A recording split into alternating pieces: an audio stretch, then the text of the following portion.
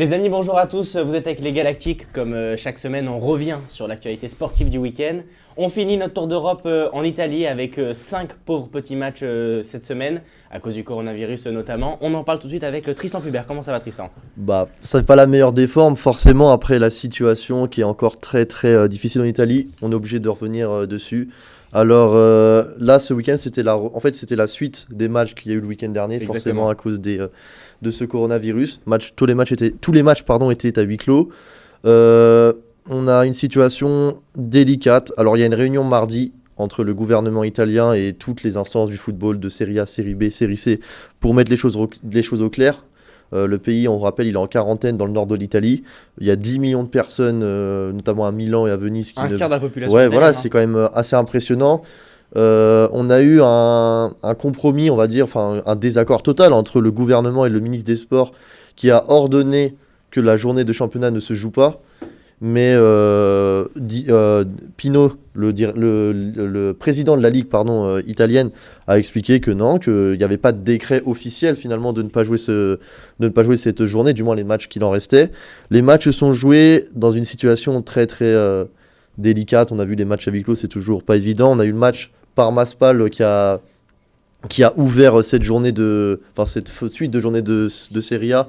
Il a commencé 1h15 en retard. Faut savoir que C'est ça, c'est qu'il devait pas être joué au début, puis au final. Il devait être joué, mais sauf que on va dire 5 minutes avant le match, l'arbitre reçoit un appel qu'on lui expliquant que le match ne doit pas être joué. Donc c'est la confusion totale. Je sais pas si vous étiez devant le match, mais au début Ouais. on est resté 1 heure sur une image d'un ballon. On savait pas. Le match devait jouer à 13h, ça a été reporté petit à petit. Finalement c'est joué à 13h45. Donc on va essayer de revenir quand même sur le sportif parce qu'il y a eu quand même des matchs forcément un peu tristounets. Parma-Spal, j'ai suivi que la première période, mais match assez brouillon dans l'ensemble. Parma avait, faut savoir que la Spal a gagné avec un but d'Andrea Petagna, mais la Spal a été en première période mis en difficulté par les hommes de Roberto D'Aversa. Mais ouais, match assez timide. Forcément, le contexte était difficile et pas vraiment de choses à retenir sur ce que j'ai vu, mis à part que la Spal a assez tendance à jouer très bas et c'est très intéressant de voir ce bloc bas. Ils arrivent à se projeter souvent rapidement vers l'avant. Là, c'était un peu plus difficile, mais ils prennent les 3 points. Ils se relancent toujours dans la course au maintien. Et maintenant, on ne sait pas si la suite de la saison, comment ça va se dérouler, mais c'est toujours ça, toujours 3 points de prix, pardon. Et forcément, maintenant, je vais revenir sur le Milan qui a perdu encore. qui recevait le Genoa. Alors, j'ai écrit un papier sur la situation du Milan cette semaine. La situation, elle est complètement chaotique. Il faut savoir que Boban a fait ses valises, qui était le directeur sportif, parce qu'il y a Gazidis, qui est le PDG, entre guillemets, du club, qui veut tout simplement un énième changement de direction, un énième changement de politique sportive. On a vu, il y aura Rangnick, qui était l'ancien coach de Leipzig notamment, qui va rejoindre le Milan cet été. Et donc là, dans cette situation, donc il y a le coronavirus, il y a la situation chaotique en interne. Le Milan s'incline. Je trouve que la prestation, ce qu'a mis en place plutôt Stefano Pioli était plutôt intéressant. Ils ont été dans la globalité dominateurs toute la rencontre, mais il y a une défense beaucoup trop fragile. Et sur deux attaques, on va dire 2 contre des Génois, il y a 2 buts, quoi. Et c'est inquiétant. Et les 2 actions viennent du côté gauche de la défense milanaise, Théo Hernandez. Alors, je suis le premier à louer sa saison, qui est quand même remarquable.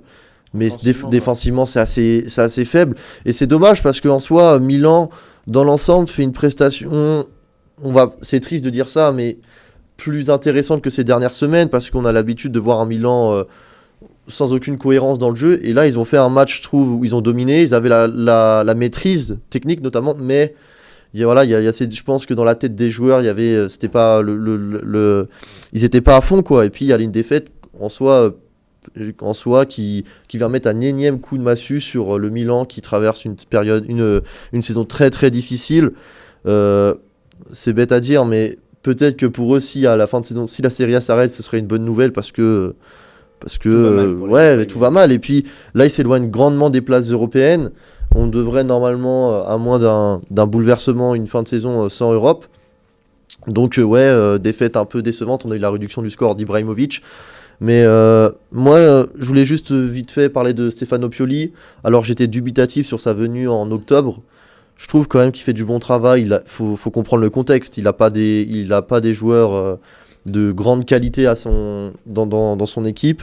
Mais il fait du bon taf. Et là, il y avait quand même des choses encourageantes, je trouve, comme j'ai dit, dans la maîtrise de leur sujet.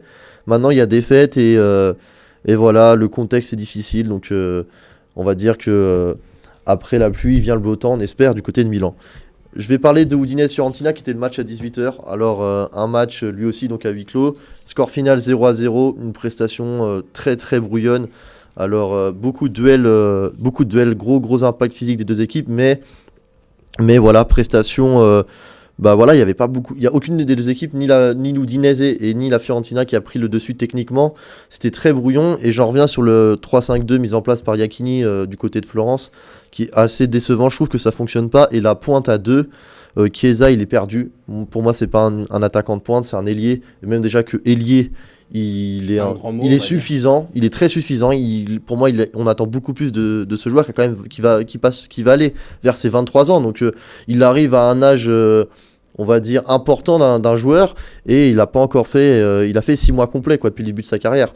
Là, on a une prestation décevante de la Fiorentina qui, pareil, traverse une saison très très difficile et la Fiorentina a eu des grandes phases de domination, mais c'était trop stérile. Et on va dire, le score reflète parfaitement la physionomie de la rencontre entre l'Udinese et la Fiorentina 0-0. Et on va finir cette chronique par le derby d'Italie entre la Juve et l'Inter à huis clos, donc ambiance très morose. Victoire de la Juve avec un but de Aaron Ramsey notamment et Paolo Dybala. La Juve qui reprend la tête aussi. Ouais, qui reprend exactement. La tête Très belle prestation de la Juve. Moi, je les ai trouvés intéressants. Après, j'étais souvent dur, et à juste titre, faut le dire, parce qu'ils n'ont pas été bons depuis le début de saison. Et là, ils font une prestation, je trouve, encourageante. Dans les intentions de jeu, ils avaient quand même une maîtrise technique assez impressionnante face à une Inter qui a joué par séquence, en fait. L'Inter a eu des moments assez intéressants, notamment, je trouve, dans on va dire, de la 30e jusqu'à la pause, où l'Inter a fait jeu égal, notamment au milieu de terrain, mais la Juve a été beaucoup plus, on va dire, beaucoup plus tueuse et mérite entièrement cette victoire, avec un but notamment de Dybala qui est rentré en jeu. Et ouais. Martin, tu voulais dire quelque chose? J'avais une question par rapport à Dybala. Dybala, en plus d'être un très bon son de Maës en feat avec Jules, c'est aussi un joueur exceptionnel. Là, on a vu le but qu'il met. En fait, moi, oui, il est magnifique. C'est qu'il est encore remplaçant. Et justement, la question que je voulais te poser, Tristan, c'est comment ça se fait qu'un joueur du niveau de Dybala, qui est un des plus grands talents à l'échelle mondiale, c'est un crack, et qui soit pas titulaire indiscutable à la Juve, comment ça se fait? Moi-même, en vérité, je comprends pas. Après, je vais pas faire l'avocat du diable et défendre Sarri sur le choix de mettre Dybala sur le banc, mais on va dire le 11 qu'il aligne hier soir contre l'Inter, il est plutôt cohérent. Moi, je trouve que quand je vois le 11 de départ, il n'y a pas Dybala, mais il y a plutôt... je vois pas en quoi ce 11 était mauvais mis en place par Sarri. Il a plutôt bien fonctionné. Maintenant, oui, tu peux pas te priver d'un joueur comme Dybala. C'est assez... tu vois, il rentre directement à la place de Douglas Costa, qui était très brouillon dans son jeu. Et là, Dybala, il apporte directement une aisance technique. Et surtout, il est propre dans son jeu, quoi. Là, on revoit son but. Il est... c'est du génie, quoi. Il y en a très peu de joueurs qui peuvent se permettre de faire ça. Et la Juve aura besoin de son prodige argentin lors de la fin de saison, parce que à ce niveau-là, c'est vrai que les hommes de Sarri ne peuvent pas s'en priver. Maintenant, il a quand même été décevant durant la saison dernière et un peu la saison d'avant. Il n'avait pas forcément confirmé les espoirs placés en lui, mais à ce niveau-là, c'est difficile de s'en passer. Et c'est vrai que Sarri, il fait des choix on l'a vu contre Lyon, il fait des choix de le mettre en numéro 9, qui n'est pas du tout son poste. Mais prestation et entrée forcément fracassante de Dybala. À noter la bonne performance, moi je trouve, de Matuidi. J'ai souvent été... il n'a pas été très très bon cette saison, il était un peu dans une phase difficile. Et là, il a fait une prestation honorable, même avec Aaron Ramsey au milieu de terrain, Bentancur notamment en première période, mais en deuxième période, il s'est un peu plus éclipsé. Mais solide victoire de la Juve qui peut dire merci à Sarroya, de victoire de Buzyn, donc de la Juve. Mais pour revenir, excuse-moi, sur Dybala, au début de saison, Sarri il faisait un 4-3-1-2 avec justement Dybala derrière Higuaín et Ronaldo. Et on voit que ça marchait plutôt bien. Alors je me demande pourquoi est-ce qu'il repart sur un 4-3-3 avec Ronaldo à gauche. Moi, ça me paraît quand même compliqué, hein, même si sur ce match-là, ça C'est a vrai. plutôt bien marché, même si bon. Moi, Costa était honnêtement, pas super. je pense que mettre un Ronaldo à gauche et un Higuaín en pointe, ça peut fonctionner et on l'a vu, ça a fonctionné hier. Alors après, tu m'avais dit que justement les joueurs étaient très mobiles, donc ce qui permettait justement de Oui, ne pas avoir un poste à proprement dit. Mais la performance de Higuaín, moi je pense que la Il est Juve. en dessous. Non, moi j'ai trouvé très bon hier Higuaín. Moi j'ai trouvé dans son match totalement, il a été très mobile. Alors il marque pas forcément, ça vient un peu faire cette tâche. saison, il te met quoi? Il te met 5 petits buts, hein, c'est pas Mais non après plus cette énorme. saison, il est pas non plus. Moi je trouve il a pas été souvent. Alors faudrait que j'ai pas le chiffre en tête, mais il est pas titulaire à chaque match. On a souvent tendance à mettre notamment Ronaldo en numéro 9. Mais moi j'aime bien Ronaldo sur le côté où C'est plus ses qualités aujourd'hui, Ouais, ses qualités. oui, c'est vrai ses qu'il est beaucoup contributeurs. plus. Il demande souvent mais, à jouer à gauche, mais Sarri, selon moi, devrait vraiment le mettre. Mais le problème c'est pour que recevoir des ballons. le 35 problème- ans, c'est là où il est le meilleur. le problème c'est que oui, je suis d'accord sur le fait qu'il doit être en pointe. Mais moi, je pense que la Juve ne peut pas se passer d'Higuaín en fait. C'est que c'est un profil qui correspond pas parfaitement aux joueurs. Après, oui, Il mais est complémentaire. Une attaque à deux avec 2 pointes et un. C'est 10, vrai, mais après, il faudrait voir sur comment il voudrait l'apporter cette attaque à deux. C'est vrai que moi, j'étais plutôt, on va dire, intéressé par le 4-4-2 en losange. Tu pouvais mettre un milieu Bentancur, Rabiot, Matuidi et Pjanic, et avec Dybala derrière Higuaín et Ronaldo. Mais moi, je pense que le dispositif qu'il a mis hier soir, il est plutôt intéressant. Il a même plutôt fonctionné. Et finalement, une victoire face à l'Inter qui était la meilleure défense de Serie A la meilleure équipe de Serie A à l'extérieur. Et on sait que la défense interiste se montre souvent solide. Moi, je trouve que je sais pas s'il a trouvé la formule, mais je pense que ce dispositif-là, il peut fonctionner avec Ronaldo à gauche. Et après, Ronaldo, comme on a dit, il a 35 ans, il peut permuter. On l'a vu, il y a eu beaucoup de mouvements entre Higuaín et Ronaldo. Donc en soi, ils peuvent surprendre les défenses adverses en mettant Ronaldo en pointe. Enfin, ça peut bouger quoi. C'est-à-dire que tu gardes un Dybala soit sur le banc, soit à droite. Bah, à la place de- Pour moi, Dybala, je suis d'accord avec toi, de base, c'est pas vraiment son poste. Enfin, c'est pas censé être son poste. Mais moi, à chaque fois que je le vois jouer à droite, il est excellent. Ouais, c'est Parce que je que. trouve qu'à chaque fois, il démarre ses C'est actions ça, côté droit, exactement. Il peut revenir sur son pied gauche et il a plein de possibilités de passe ou même parfois de frappe. Et je le trouve vraiment. Enfin, moi, personnellement, je trouve qu'à droite, c'est son meilleur poste, en tout cas depuis 1 ou 2 ans. Et du coup, je trouve que dans un 4-3-3 à droite, après, il peut souvent aussi changer de zone et venir dans l'axe. Mais je le trouve vraiment très bon quand il commence ses actions de la droite. Et c'est pour ça que j'espère le voir titulaire. Et que ce soit sur côté droit de préférence ou alors même en 10. Mais en tout cas. Vous le voyez évoluer où pour le match contre Lyon alors? Est-ce que vous voyez titulaire? Est-ce que vous le voyez en pointe même si c'est pas son poste préférentiel? Moi, je pense que là, le dispositif, le 4-3-3, je pense que c'est le bon schéma que doit utiliser Maurizio Sarri. Maintenant, le choix à faire, c'est les individualités qu'il va mettre sur le 11 de départ.